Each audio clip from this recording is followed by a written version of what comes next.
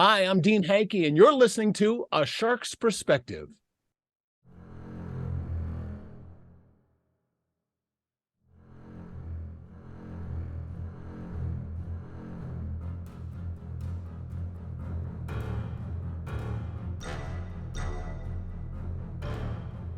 Welcome back, and thank you for joining A Shark's Perspective. I'm Kenneth Kinney, but friends call me Shark.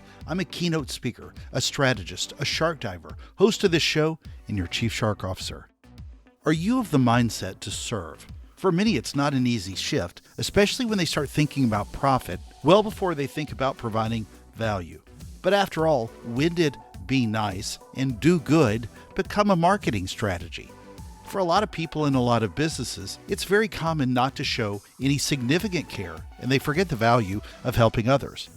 But if you are investing more in others and making more deposits in people and your brand and in your marketing, and making more deposits than withdrawals, then you may have just uncovered something magical in service and a winning formula that shows that care is very profitable. You might then be treating them as VIPs where care is magic. Dean Hankey is a veteran show business expert and entrepreneur, a performer, a presenter, marketing magician, a SpeakTacular, EnterTrainer, and ImpleMentor, with over 50 years of experience and over 30,000 presentations. And on this episode, we will discuss the method of show business to grow business, service, proving that it works, selfless over selfish, marketing in the entertainment industry, the performer mindset and the producer mindset, Care is Magic principles, a 3-step VIP process to success, magic marketing, casino life in Reno, spelling no correctly, a mind-reading toilet, he'll have to explain that one, creating your own packed and profitable events, speaking sharks, other sharks, handkerchiefs, David's Magic, the buffets, Lost Industries, and a lot more. So let's tune into a magical Dean with a magical shark on this episode of A Shark's Perspective.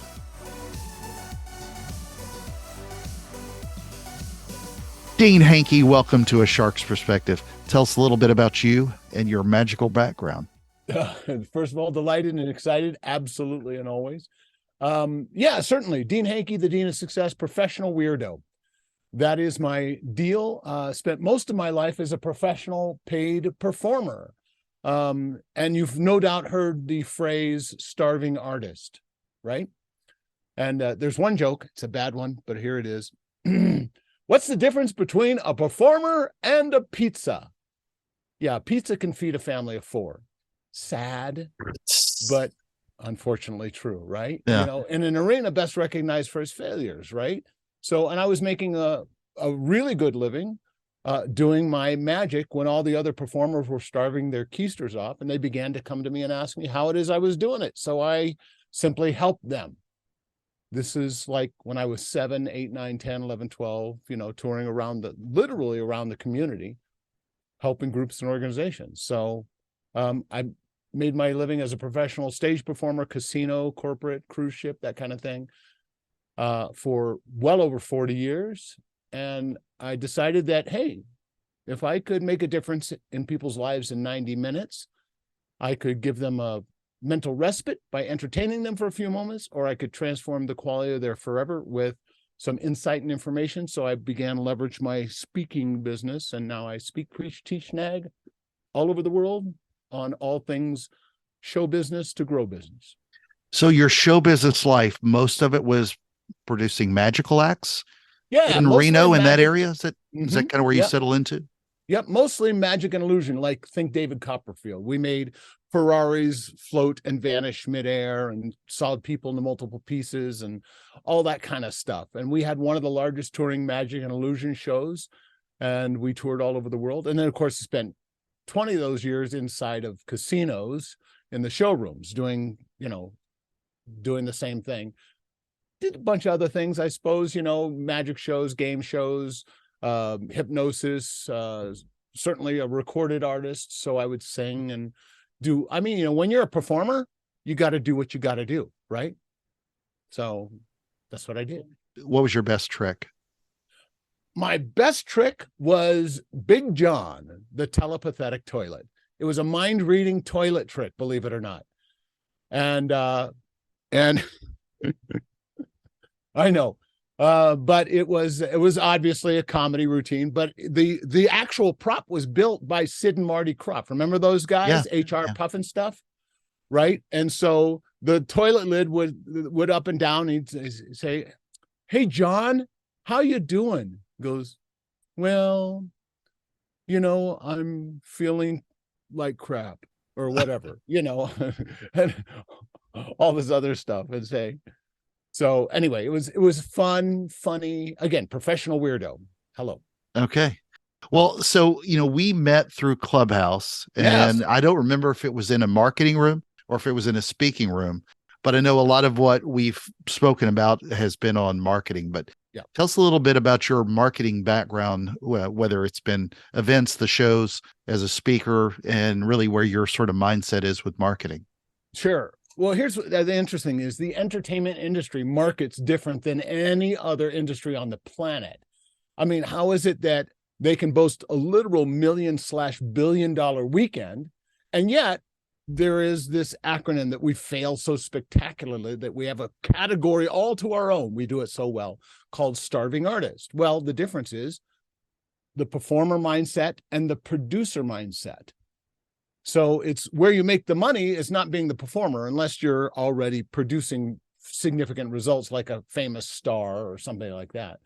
But most of the industry is starving their cans off, And so like the way we connect with our audiences online and off, the way we reach out and market, the way we promote, the way we market our business. For instance, one of our charismatic principles is human connection, the magic of human connection. Reach out to somebody, listen, and send them a super simple, what we call V-mail or video mail. When was the last time you bought a house? You spent hundreds of thousands, maybe millions of dollars on your home. You bought a car, tens of thousands to maybe hundreds of thousands of dollars for a car. When was the last time they sent you a super simple little video, 30 seconds, that said, "Hey, Shark, we absolutely adore doing business with you. Thank you so much. We hope you turn this super simple little house into the home of your dreams." And they're standing there literally out in front of your house on your sidewalk with your home in the background. Of course, they're going to send you potentially a gift bag if they do that, which most don't. But V-mail, how long does it take to record an 18-second video message? Oh, I don't know, 18 seconds, right? So send V-mail. And that's just a caring thing to do. That's just charismatic. Well, they did send an email or a direct mail piece offering to get me to renegotiate my mortgage rate or buy yet another home. This is what they do all the time, That's but right. never just to say thank you. So tell us a little bit about the keys to VIP, the charismatic success. Absolutely. We base our entire business on this super simple 3-step VIP process for literally, not figuratively, but literally getting anything you want on command and demand. And VIP, of course, is an acronym, and that is this: first, foremost, upfront, always in advance, add value. And that value has to do something. It has to generate impact or results for the people you serve. If the value in the VIP, if the value doesn't deliver a result, is it really valuable?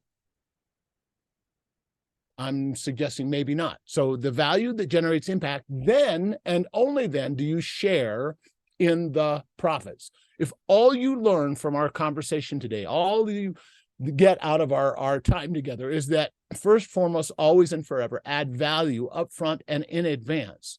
Most businesses don't do that. Most businesses start with the P, I'll PIV. You pay me, then I'll create some impact and value for you.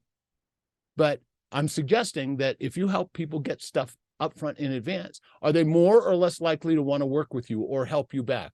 Are they more or less likely willing to hear your conversation without any sales slime? Are they, if I help you get what you want, are you willing to potentially help me back by joining a program, buying a book, hiring me to speak, preach, teach, nag? It just takes away all the obstacles to human interaction. I help you. And the best way, by the way, to prove you can help somebody, and I'll close with this, is Oh, I don't know. Help somebody.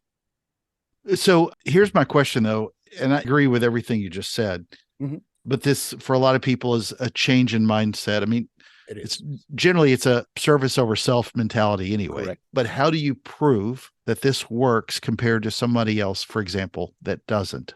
It's sad when you have to prove what is a basic common decency, like a thank you for spending hundreds of thousands of dollars on a home, but Right. very few people do it. And then somebody on a financial side is going to say, I got to look at this and whether or not we're going to spend money on that part of the customer experience. No, it costs too much. Let's let it go because we don't need it and it doesn't produce more of whatever. Yep. Yep. I will tell you 100% of my family members have come to me as a direct result of me helping them in some way, shape, form, upfront and in advance. So I didn't have to sell them. I didn't have to send them to a sales funnel or a funky, a funky funnel, ugly opt-in, abusive offer, any of that crap. All I did was, hey, what are you working on? How can I help? And then that's how I was able to generate more business as a performer, where everybody else was, again, barely surviving. I was wildly thriving because I simply wasn't looking for a gig. I wasn't looking for a job. I wasn't looking for a payday. I wasn't looking for a paycheck. I was looking to help. So I'd go to schools, groups, and organizations saying, listen, what if there was a way I could help you generate, I don't know, some funds and awareness for your group, cause, or organization? Would you at least be interested in having a conversation? And the answer is always yes. So I do events where I create value for them. And not only them did they not have to pay me, I actually paid them to work with me. So how do my members, or how do members come together? Is that I help them. I demonstrate. The proof is in the pudding, as Bill Cosby would say. The proof is in the pudding. It's like saying Voldemort. Bill Cosby. So tell us about your killer strategy, never having to say you're sorry, no, never having to hear a no in your business ever again. Yeah, it is that exact same VIP, and it's an irresistible offer. Once again, if I went to a group organization, corporate, nonprofit, charitable cause group, faith-based foundation, educational initiative, it doesn't matter, whatever kind of small business leader, and I said to you, for instance, how about if we generate some free and easy, no risk money for your group or organization? Are they going to say yes or no? And they're always, after 50 years, I've never had a single no. Now, I'm expecting that it'll happen. But that being said, is make your invitation, your offer, so irresistible that it is financially, emotionally, spiritually, relationally, intellectually irresponsible for them to say anything but yes. And that's all. You add value up front in advance. You demonstrate you can help them. So why would they say no? Now, I've heard not now, or I think the no really is spelled wrong, is they simply don't know enough to say yes. And that's just a lack of marketing prowess. That's just a lack of serving people and helping them to understand. Yeah, you just stole one of my lines. The no is spelled wrong. I love that. Why magic marketing? Because first of all business is show business, all of it, 100%. And because if you don't engage people one way, shape, form, or another, you lose them. If you lose them, they don't learn or buy. And if they don't learn or buy, they don't change or transform. And if they don't change or transform, you've wasted their time and you've wasted your time. So I believe that engagement is the key to human connection and success. And one of the best ways you can engage people is by, serving them. So you help them get what they want. Again, I sound like a broken record, but that's sort of the care is magic principle, is that you simply outcare. Nobody will outcare me. Nobody will outserve, outdeliver, whatever it takes. Now, that may or may not be true, but that's my perspective. So when you come to me, I'm going to help you regardless. I'm going to help you whatever it takes. Did I answer your question? Yeah, I think so. It was an answer in there somewhere. That was a perfect answer. So one of the things you also do though is you help encourage people and see how they can create their own events. Yep. To be profitable as well. And you touched on that a little bit with sponsors, but if I'm Joe or Sally Schmo living in St. Louis or Bismarck or wherever the world they're living in, Right. how do they basically take that idea and go create their own events that are profitable and also provide value to the person who's actually watching this online event? Sure. It is the magic of profit producing partnerships, or human connection, or charismatic, again, as I keep saying. But the idea is that we simply partner with people who have a need or desire. Listen, if I wanted to pack out an event tomorrow or the next day, have absolute unconditional calendar control, work when I want, wherever I want, as often or as little as I want, I just go partner with a charitable cause group in this example, or a business association, or some company, or whatever. I just happen to love serving the charitable cause space. But I go partner with them. They know people I don't know.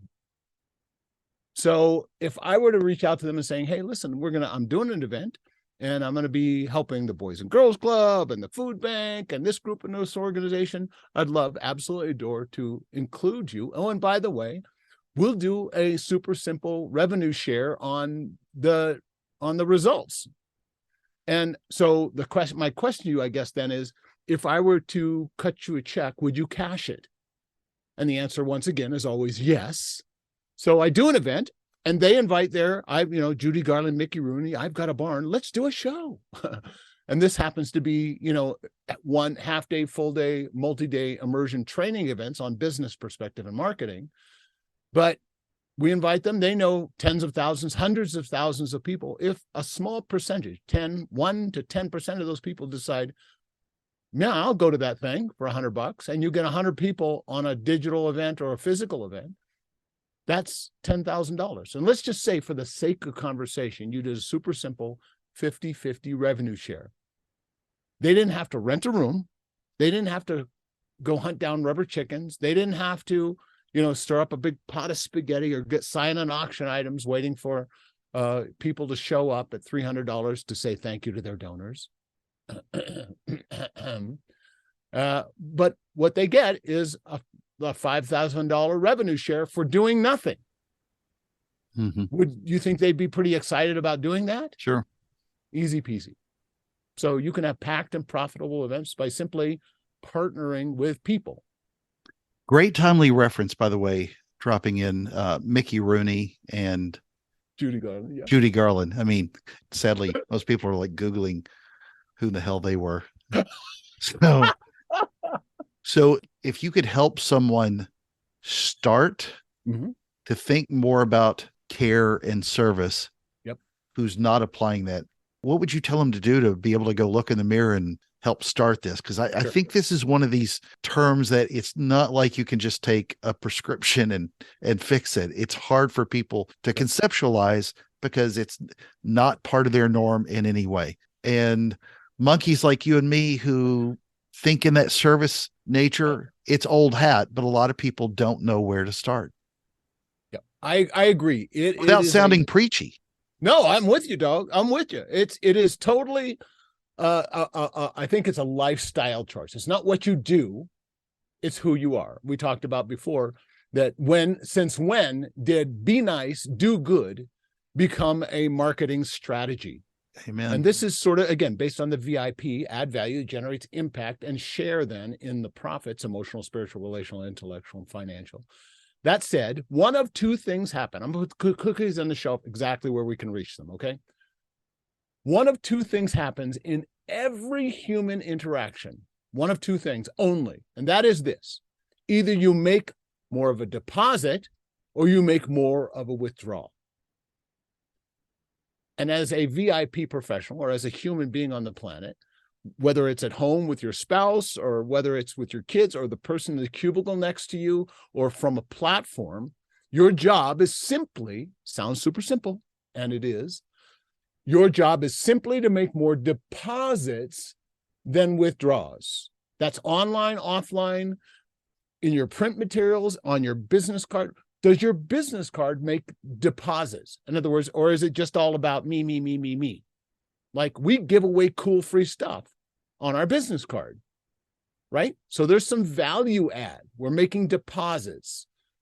So whether, again, it doesn't matter, make more deposits, because what happens if you make more withdrawals than deposits? Well, using the banking metaphor, it's like there's early penalties for withdrawal. There's there's fees and levies and penalties, and ultimately we go bankrupt. And that's what happens in human connection nowadays, is that people are becoming more bankrupt because people are making more withdrawals than deposits. So practical, boots on the ground.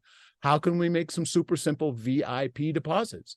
Well, how about simply encouraging somebody? How about like sending them something based on what you see in their social media feed? Hey, I noticed you were talking about this. I found this video, or I found this link, or this download, or this report, or this book, or this gift, or this resource, and just send it to them unsolicited. How about if you just help them, I don't know, get something that they want, need, desire? It's not rocket science. You just make more deposits, be more selfless than selfish, but help people. Well, and it's sadly, that's changed the way I talk on LinkedIn. 99% of the time I start every conversation to somebody I don't know is, I'm not selling anything, just wanted to connect. And then I tell them, if we connect on a topic months later, I'm not trying to sell anything. I just wanted to connect and share this with you, but that didn't, come with a price tag included. So exactly. Dean, not a lot of these in the Sierra Mountains, but I know you've listened to a few shows. I ask this of all my guests. What is your favorite kind of shark and why? I love this question. First of all, obviously the speaking shark. That is hello. Hello. Thank you. Hello. I would say second to that would be the Dean. big mouth mega shark, for the same reason. Yeah. But people have confused me with that one as well. The big mouth mega shark. I think the one that wins for the coolest name is got to be the goblin shark. Like, how cool is that? That's just like, and they're kind of cool looking goblin. Yeah, they look like goblins. But of course, I'm going to use the answer that almost I hear everybody else use. I love the hammerhead shark because they get that peripheral. They see what's going on around them. They're aware. They're cool looking, and like myself, they're professional weirdos in the industry or in the market or in the family of sharks. I'm 2 weeks and 4 weeks away from 2 dives where I better see them again, the great hammerheads, soon, because they are fascinating to watch. Right. Skittish fish, but they're still fascinating. All right. Well, Dean, it is that special time of the show. Are you ready for the 5 most interesting and important questions that you're going to be asked today? I am so ready. Oh my gosh, we've set the bar too high. All right. Dean Hankey is his name, but we're going to talk about handkerchiefs. Cotton or silk? Cotton. Practically just cotton. For use as opposed to for looks. Correct. All right. Yeah. Number 2, as a Vegas performer of magic, you're going to see David Copperfield or David Blaine? Hands down for me, David Copperfield. Amen. Yeah. Still my favorite magician of all time that I've seen multiple times in person. He's shows are amazing. He's the top of the magic pile. And I think it's magical how he keeps his hair looking so shoe polish black at the age he is now. So it's an amazing magical trick that he's got. All right. Number 3, friends are in town. They're visiting Reno, the biggest little city in the world. They want to get some casino action. You're taking them out to eat. You're eating at the buffet at the Grand Sierra Resort and Casino, or the buffet at the Atlantis Casino Resort and Spa. I'm going to say the Atlantis Casino Resort and Spa. Those 2 had the highest reviews. Yeah, absolutely. I'd say the Atlantis. And it's also a little bit out of the downtown. It's sort of like away from the downtown postage stamp size strip area. But, so. All right. If I applied the Dean Hankey success, magical care formula, which one could it help more? Telecom, the whole phone industry, or the satellite and cable industry? That'd be D, all of the above, Alex. That said, I'm going to say the It's kind of television like putting satellite, AT&T versus Comcast. They right? both do some similar things, but they Right? Yeah, a Comcast, if that's the case, then yeah. Um, yeah, and especially there's not a because right or wrong answer in that one. no, it's an all wrong answer, sadly.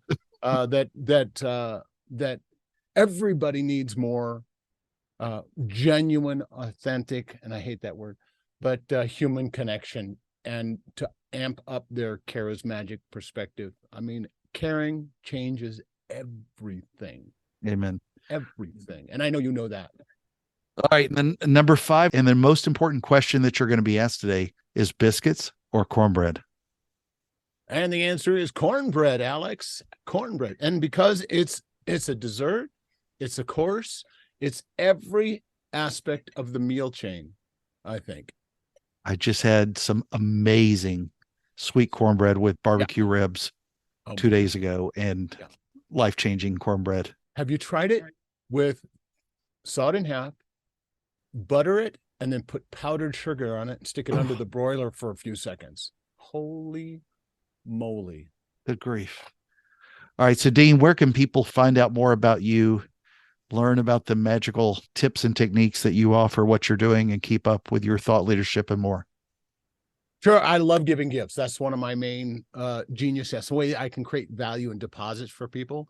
So if you go to deanhankey.com/shark, and that's Dean, DEAN, Hankey, like handkerchief, HANKEY.com/shark. I've curated some killer tools and resources and gifts. No ugly opt-in, funky funnels, slimy sales page. No salesman will call. Awesome. Dean, thank you so very much for being with us today on A Shark's Perspective. So there was my conversation with Dean Hankey, a veteran show business expert and entrepreneur, a performer, presenter, marketing magician, and a SpeakTacular EnterTrainer and ImpleMentor with over 50 years of experience and over 30,000 presentations. Let's look at 3 key takeaways from my conversation with him. First, I absolutely love what he talks about in the post-sales experience with video mail, with vmail. He uses the example of buying a home or a car and then asks, what could we do after to show that we can do even a little bit more to show that we care? I mean, we're talking about tens to hundreds of thousands of dollars. Most businesses sell you and sign you up. Maybe they add you to their CRM and automate you with some emails. They may move you off to someone else inside their organization, a success manager, for example. Some touch base on the yearly anniversary where it's nearly time for renewal, or maybe they do something else that fits a process. But ask yourself if they do anything extraordinary to show you they really care.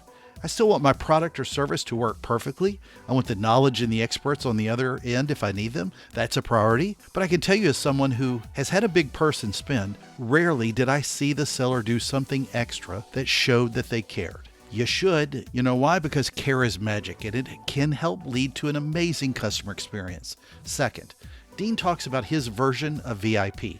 Add V for value and make sure that that value generates impact. If the value doesn't deliver results, then is it valuable?